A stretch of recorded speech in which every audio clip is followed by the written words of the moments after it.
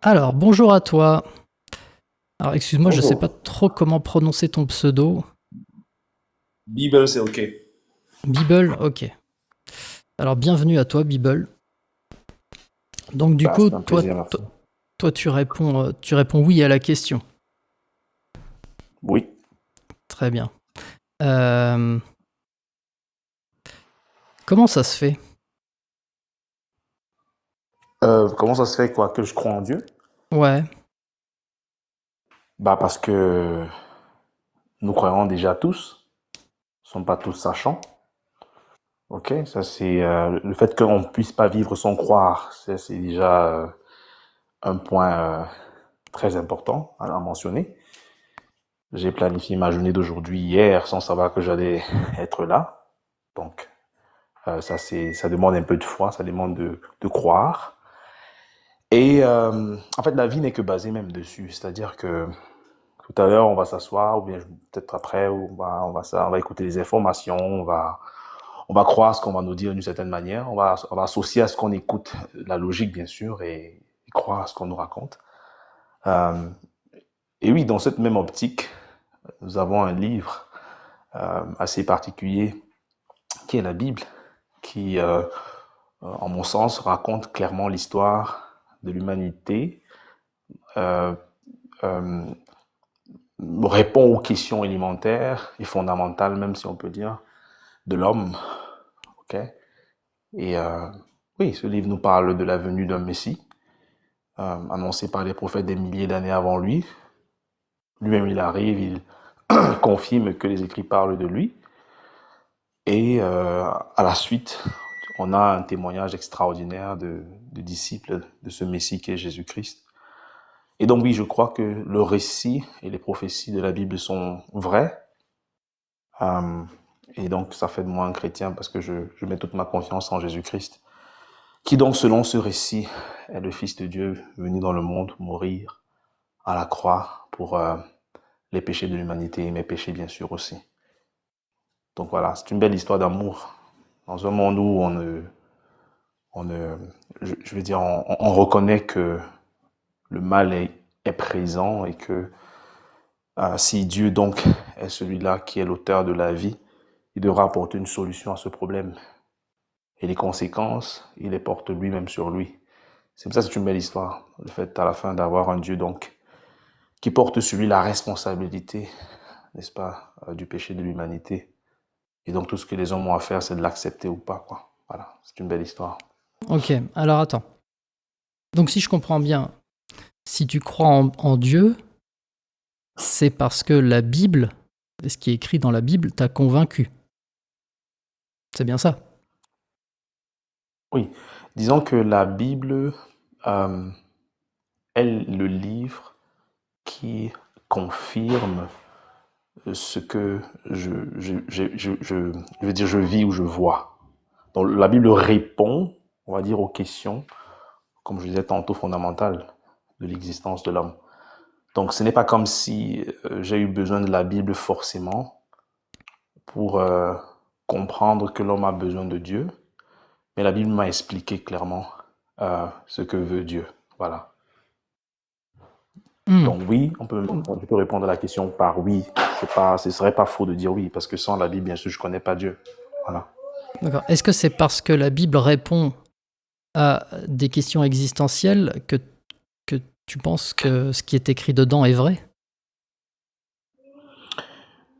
J'ai déjà répondu pourquoi, parce que je parle du récit des prophéties qui annoncent le Messie. Donc il y a ça, déjà, qui est pour moi très, très spécial. Et bien sûr aussi ce qui fait tout ce qui fait ma morale aujourd'hui, sans qu'on ait besoin d'avoir écrit ça peut-être dans la Bible, ce qui fait de ce que l'homme, on va dire les hommes ont tous une morale universelle. Hein. Il y a des choses qu'on n'a pas besoin de remettre en question, qu'on sait qu'on ne doit pas faire.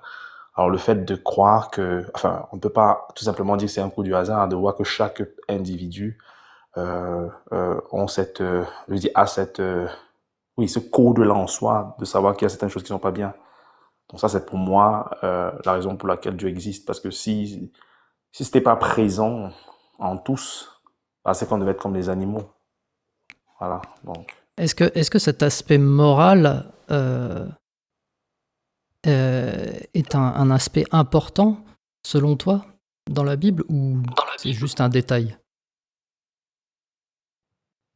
Euh, comment situer la question? Bah, dans le fait, en fait, d'après ce que j'ai compris, tu crois en l'existence de Dieu parce que le récit de la Bible raconte l'histoire de l'humanité. Il me semble que c'est ce que tu as Oui, dit. oui, Euh, oui. bon, ma question, du coup, c'est, mais du coup, comment tu sais que la Bible raconte bel et bien le récit de l'humanité? Ok. Est-ce que cet Bah, aspect moral que tu as évoqué constitue une part importante de la réponse à cette question ou pas? oui, je pense que oui. Je répondrai par oui. Parce que, je veux dire, de ma petite expérience de la vie, je suis pas assez âgé, mais de ce que j'ai pu déjà observer, des livres qu'on a pu lire, on peut constater quand même que l'humanité a un problème assez commun enfin, à tous les hommes. Et c'est ce que la Bible appelle le péché. Et bien sûr que ça se relie aussi à la moralité. Et la moralité, là, en réalité, qui est celle qui devrait être un miroir pour chacun de nous, les hommes, c'est la moralité de Dieu. Et donc oui, la moralité en soi est un élément sur lequel on peut s'appuyer pour vraiment montrer que l'homme est loin de Dieu et, euh, et que Dieu euh, veut restaurer l'homme et lui donner vraiment sa moralité à lui, aux hommes. Oui. Je sais pas si j'ai pu enfin, je sais pas si j'ai répondu à la question ou bien si. Alors, bah, du coup, j'ai l'impression que oui, j'ai l'impression que c'est important. Du coup, je te propose qu'on discute un petit peu de cet aspect-là sur la moralité. Euh, D'accord. Tu disais tout à l'heure que la moralité est en chacun de nous. On a tous une morale. Oui. Et Ouais, ouais. là-dessus, je serais assez d'accord, mais il y a quand même un petit truc qui m'interroge. Moi, quand je lis la Bible, euh, j'ai pas l'impression que ce soit très moral ce que j'y lis. Alors, D'accord.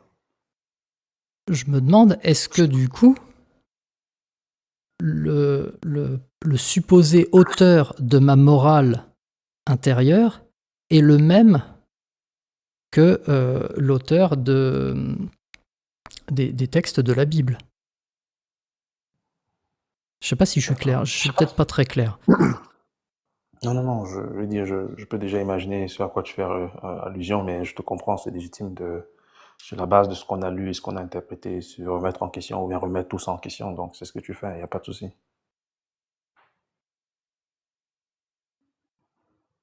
En fait, voilà, je me dis par exemple, on va prendre un exemple, ça va peut-être être plus parlant. Euh, Par exemple, moi, dans ma morale, il y a quelque chose qui est, je pense que c'est, je vais enfoncer une porte ouverte, mais voilà, euh, TUER quelqu'un, je trouve Oui. que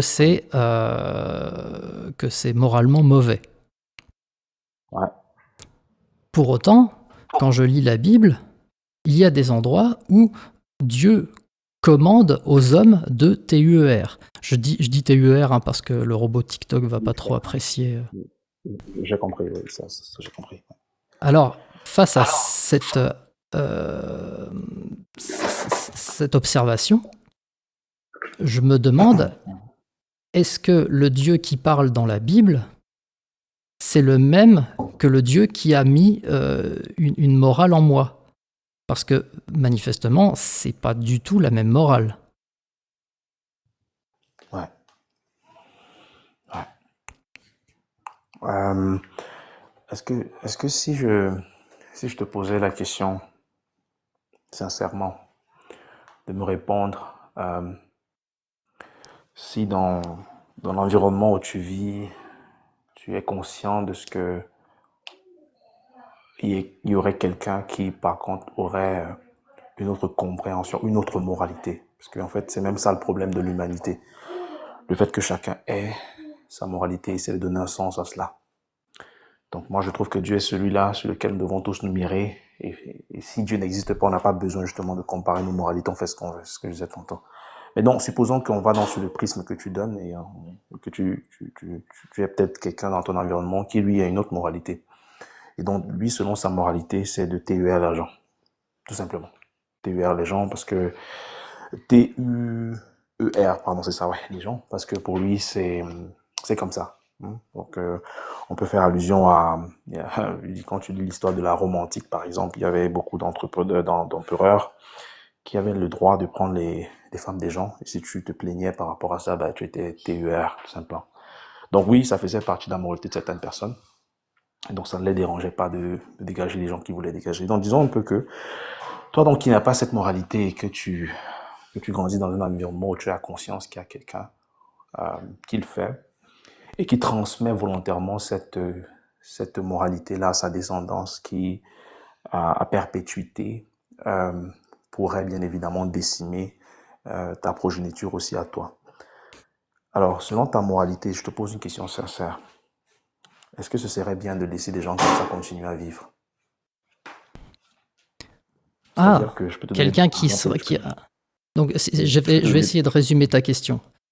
Ouais. Si j'avais devant moi quelqu'un dont la morale est très très éloignée de moi au point de,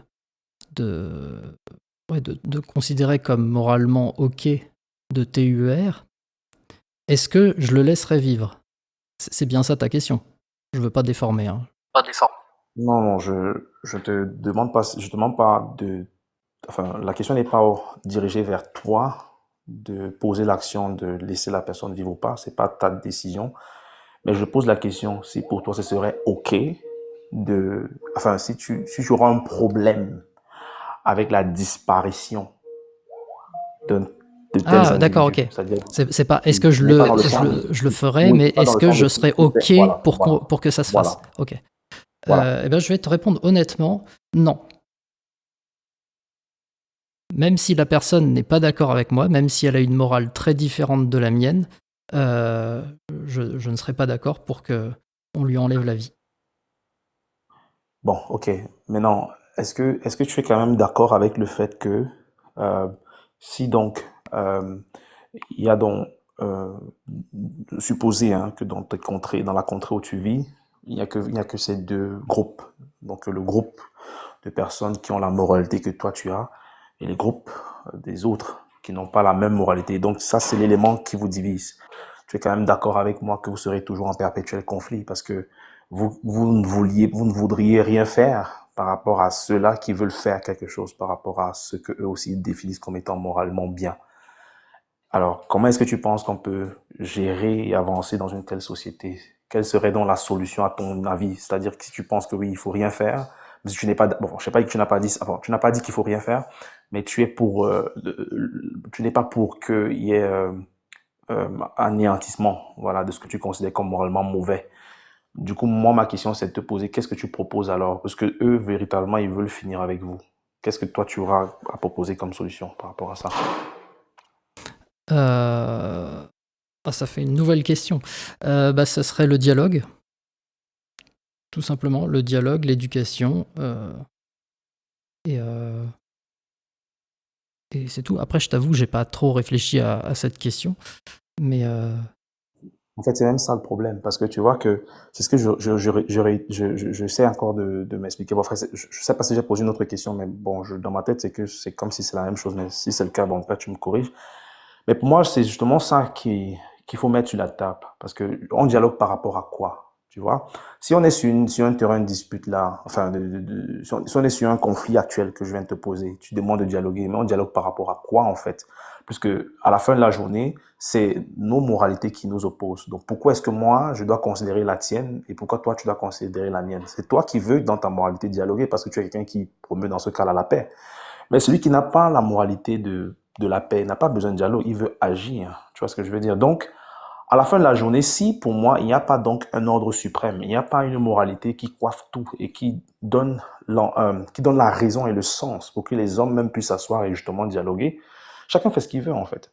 Donc pour moi, c'est même la raison pour laquelle Dieu existe. Parce que si Dieu n'existe pas, il n'y a pas besoin de s'asseoir pour discuter. Nous sommes tous des animaux. Demain, nous devenons la poussière. Je ne suis pas différent d'un cafard. Ok, je suis juste un atome. Bah, pourquoi est-ce que moi, je dois considérer quelqu'un qui va me dire que oui, selon sa pensée, sa réflexion, ce qu'il me dit a un sens. J'ai pas besoin de ça, parce qu'à la fin de la journée, on ne vaut rien. Nous sommes que de la poussière, de l'atome, tu vois. C'est ça en fait. Chacun définit sa vie comme il veut, il pense comme il veut. Et au moment où on dit on s'assoit, on discute. Bon, on discute par rapport à quoi? Parce que chacun fait ce qu'il veut. Et donc, pour moi, s'il n'y a pas Dieu, ben, tout est chaos en fait. C'est justement même ça le problème. Et là, je Ouais, viens mais de, à mon sens, la question du coup, c'est est-ce que c'est vrai? Parce que là, en fait, si tu me dis, si Dieu n'existe pas, tout est chaos. Ouais, peut-être, admettons. Je suis même pas forcément d'accord avec ça. Mais admettons, si Dieu n'existe pas, tout est chaos. Mais du coup, c'est pas pour autant que c'est faux. Peut-être que c'est vrai que Dieu n'existe pas et que tout est chaos. Tu vois ce que je veux dire? C'est pas parce que ça te plaît pas que c'est pas vrai. oui, mais tu peux aussi faire l'inverse. C'est justement parce que tout n'est pas chaos que Dieu existe. Parce que tout n'est pas chaos. Mais Ah, toutefois, on observe le ah, chaos, oui. ça On c'est observe le intéressant. chaos, Là, tu viens oui. de dire tout Parce que n'est tout, pas chaos. oui, oui, Qu'est-ce qui te fait penser ça? oui, parce qu'effectivement, oui, mais parce qu'effectivement, tu as encore dans ce monde des gens qui ont compris, à mon sens, et même tu as les sociétés qui sont bâties là-dessus. Et ben, je vais même pas aller loin. Je vais même pas aller loin. Si tu as tout simplement un peu lu l'histoire, bon, je me rappelle plus trop des livres, hein, donc tu vas m'excuser. C'est juste que je paraphrase pas mal de choses que j'ai lues. Mais si tu t'es intéressé un peu à l'histoire de la Rome antique, parce que ça m'intéresse, vu que ça m'intéressait aussi un moment, vu que la Rome était vraiment étalée en Europe et bien plus ailleurs aussi. Tu vas réaliser que la morale que nous avons aujourd'hui est à, pour ne même pas dire pratiquement à 100%, due au christianisme. Parce que je ne sais pas si tu es en Europe, mais je parle de l'Europe beaucoup plus. Je semble en tout cas que tu parles français, après peut-être ça peut être le Canada, mais même là-bas aussi. Tu vois, la moralité que nous avons aujourd'hui est à 95% due au christianisme. Parce qu'à l'époque, là, avant, on parle du premier, bon, l'Antiquité, là, quoi, c'est-à-dire on parle du premier jusqu'au déclin même, pratiquement, on va dire jusqu'au concile, oui, jusqu'au concile, ouais, jusqu'à ce on fasse de l'Église, du christianisme, vraiment la religion d'État de Rome. Donc, jusque l'État s'associe et accepte et adopte carrément le christianisme. Mais je suis désolé, la moralité dans Rome antique était terrible. C'était terrible. C'est-à-dire que les gens avaient avec la pensée et la morale de croire qu'il y a des sous-hommes. Oui, il y avait, c'est-à-dire des gens qui, pour eux, les esclaves, qu'on doit torturer, c'est normal. Donc, le respect, c'est-à-dire, le premier commandement, par exemple, moi, je vis en Allemagne, le premier commandement aujourd'hui qui fait l'Allemand ce qu'il est, ben, c'est le respect de l'individu. Ça, c'est pas quelque chose qui était considéré. Or, cela, tu l'as avec la montée en puissance du christianisme. C'est-à-dire, la moralité du christianisme a plus ou moins phagocyté toutes les divinités qu'il y avait dans la Rome antique. Ça, quand même, il faut être honnête et accepter ça. Tu vois, et donc ça, c'est quelque chose que on ne peut pas dire que c'est faux, puisqu'aujourd'hui, on est dans un pays, ou dans un continent où nous vivons plus ou moins en paix, dans le respect et la considération de l'individu. Nos textes de loi sont basés sur ces paroles-là. Aujourd'hui, si on dit, je trouve qu'il ne faut pas faire mal à autrui, parce que je ne veux pas qu'on me fasse mal, mais on ignore que ça, c'était pas la pensée des hommes avant. Les hommes ne pensaient pas comme ça. Donc, il a fallu que Dieu se manifeste par un peuple juif qui nous dise, ben, vous qui croyez qu'il y a des millions de dieux dans le ciel, c'est faux, il y en a un seul. Vous qui croyez que quand la mer bouge, là, c'est qu'il y a Poséidon qui est fâché, non, c'est faux. Vous qui croyez, donc, tu vois, il y a beaucoup de choses à dire là-dessus, je ne vais pas m'étaler là et prendre la parole seul, mais ce que j'essaie de te démontrer, enfin, j'essaie de te dire, c'est que Dieu s'est servi d'un peuple pour se manifester dans l'humanité, ok, et montrer vraiment qui il est. Et que sa moralité est celle-là que nous devons écouter et suivre pour ne pas justement basculer vers le désordre et le chaos. Donc pour moi, c'est la raison même pour laquelle je peux m'asseoir, je dialogue avec quelqu'un parce que Dieu me demande de le respecter en face de moi parce que enfin, c'est quelqu'un que je dois considérer. Mais si je n'ai aucune valeur, si je n'ai pas la moralité de Dieu, pourquoi je dois m'asseoir et écouter quelqu'un? Je m'en fous. Même dans les prisons, on peut continuer à vivre, il n'y a pas de souci. Vous voyez? Donc, Hmm. Il y a un truc que Ouais, je comprends pas. d'accord. Parce que là, il semble que tu me dis deux choses. Tu me dis que Dieu a mis en nous une morale et Dieu, dans sa révélation au travers des textes, a aussi donné une morale.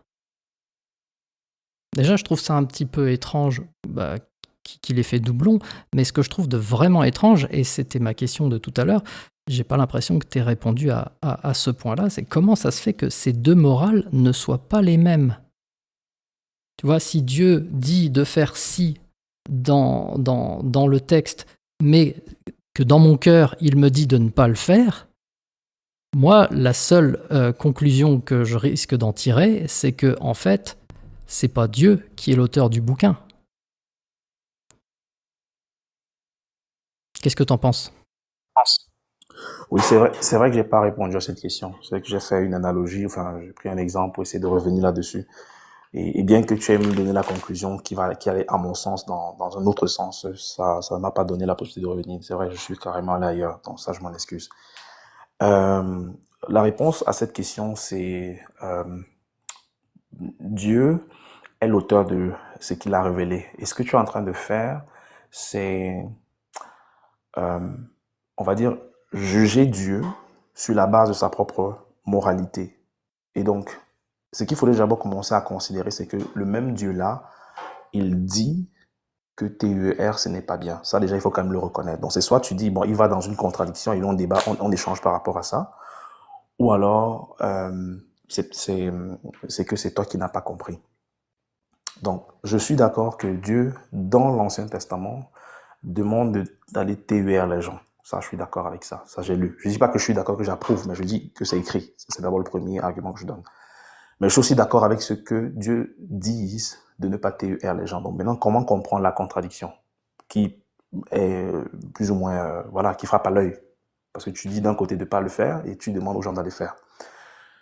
Et donc, c'est dans le sens de ce que ça comprend dans le développement que j'apportais tout à l'heure quand je parlais de l'exemple des deux catégories de personnes. De ceux qui ont la moralité de faire le mal, basé sur le mot TER, et de ceux qui disent non, bon, on ne fait pas cela. Donc Dieu, dans cette optique-là, s'est choisi, comme je disais tantôt, un peuple, et ce peuple a reçu la promesse de Dieu, a une alliance avec Dieu. Ça, c'est quand tu lis le récit que tu comprends que Dieu se sert de ce peuple pour se faire connaître, plus tard même dans l'humanité.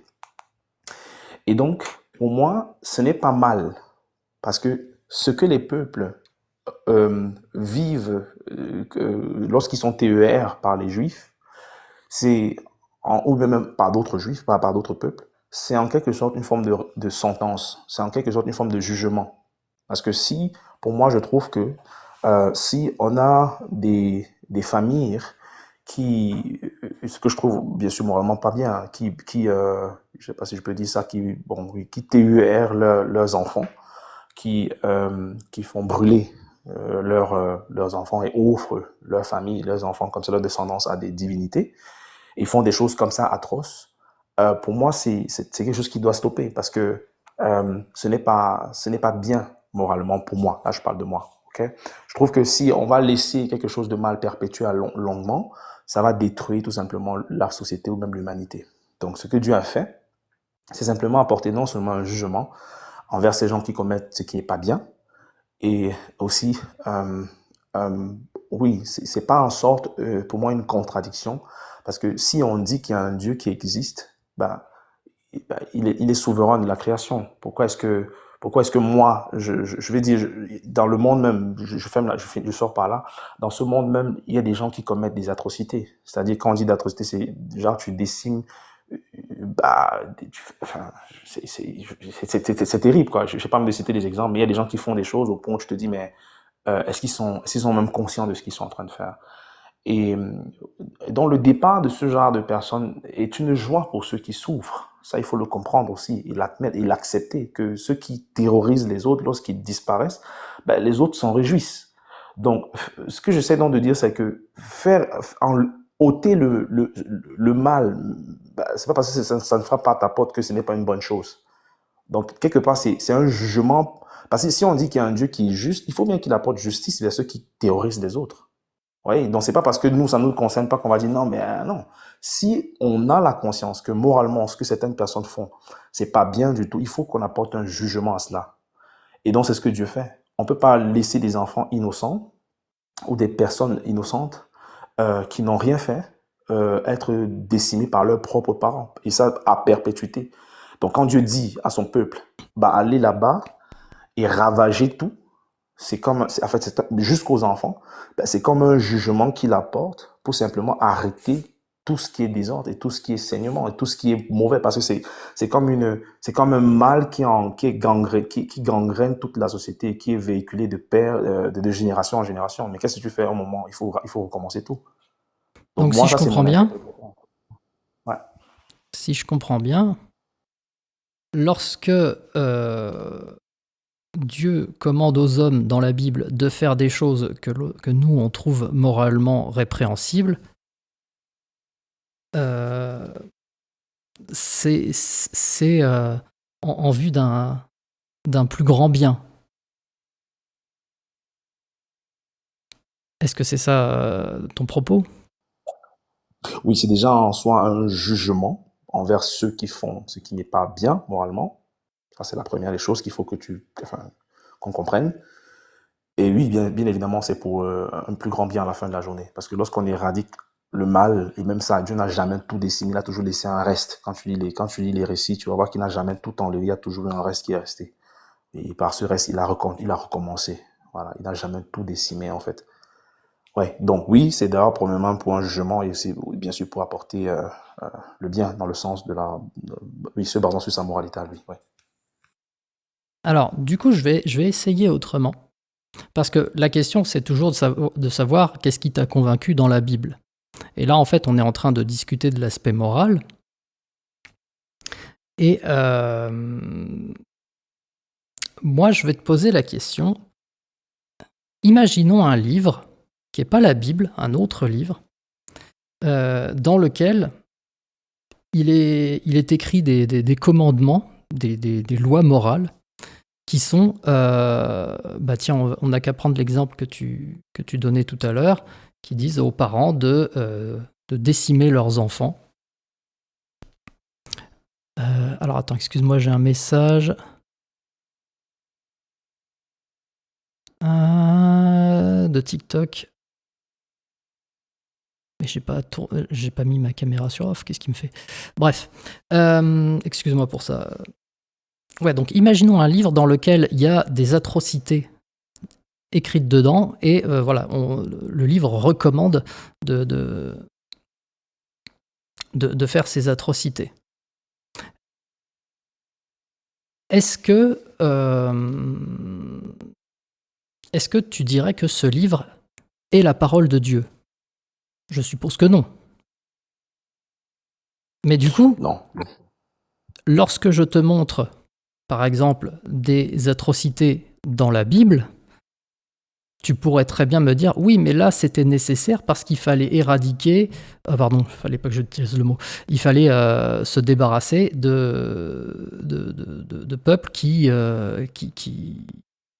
commettaient des actions vraiment horribles, et c'était nécessaire en vue d'un plus grand bien. Mais en fait, le problème de cette objection, c'est qu'on peut l'appliquer aussi pour ce livre fictif qui contient des atrocités. Et donc ma question maintenant, c'est comment tu fais la différence entre un livre qui juste contient des atrocités et un livre qui est soi-disant d'inspiration divine, mais qui contient aussi des atrocités, mais celle-là, c'est ok parce que c'est en vue d'un plus grand bien. Oui, bah, ce qu'il y a à faire dans ce genre de cas de figure, c'est tout simplement lire les deux livres. Donc, je veux dire, il y a pas mieux, il y a pas, à mon sens, bonne réponse à donner que de dire, bah, écoute, lis juste les deux livres. Parce que si dans le livre qui dit être inspiré de l'Esprit de Dieu, bah, j'en trouve des atrocités et que Dieu en fait de ces atrocités une recommandation, c'est-à-dire un modèle de vie, un mode de vie, bah, d'accord, là, je suis d'accord que il faut remettre tout ça en question. Mais quand je lis le livre de la Bible, ce n'est pas ce que Dieu me montre. Dieu n'en fait pas une ordonnance à perpétuité. Dieu n'en fait pas une loi. Dieu ne demande pas aux hommes de s'éliminer les uns les autres. Ce n'est pas le récit, ça, de la Bible. Donc, c'est pas parce que euh, on a lu à l'intérieur des atrocités qu'on va complètement éteindre le message. Donc, pareil que dans un livre, s'il n'y a que des atrocités à l'intérieur, j'ai besoin de le savoir, j'ai besoin de le connaître, j'ai besoin de le lire en entier pour voir vraiment quelle est la différence qu'est-ce qu'il me propose concrètement, tu vois. Donc oui, je suis d'accord et je veux dire, je le réitère encore, oui, dans la Bible, on parle des atrocités. C'est pas un livre qui ne cite, qui ne parle que de ce qu'on aimerait entendre. Il y a des choses qu'on lit qui donnent des sueurs froides. Mais encore, le message, c'est quoi? Où est-ce qu'on va? C'est pas pour justifier. Tu vois ce que je veux dire? Il faut vraiment s'y mettre à la lecture et comprendre quel est le récit, en fait, quel est le message, en fait, de ce livre. Donc, à la fin de la journée, juste pour fuiter, quand tu prends ce livre, je sais pas si tu l'as déjà lu en entier, ou tu t'es juste focalisé sur des parties qui sont pour toi moralement pas correctes, ça sera légitime à toi. Mais moi, je t'inviterais, si tu l'as pas encore fait, de lire tout le livre en entier, pour comprendre clairement, quel est le message de l'auteur, ou du moins quelle est la pensée même, concrètement, de l'auteur, c'est trop dire, je veux dire, de Dieu.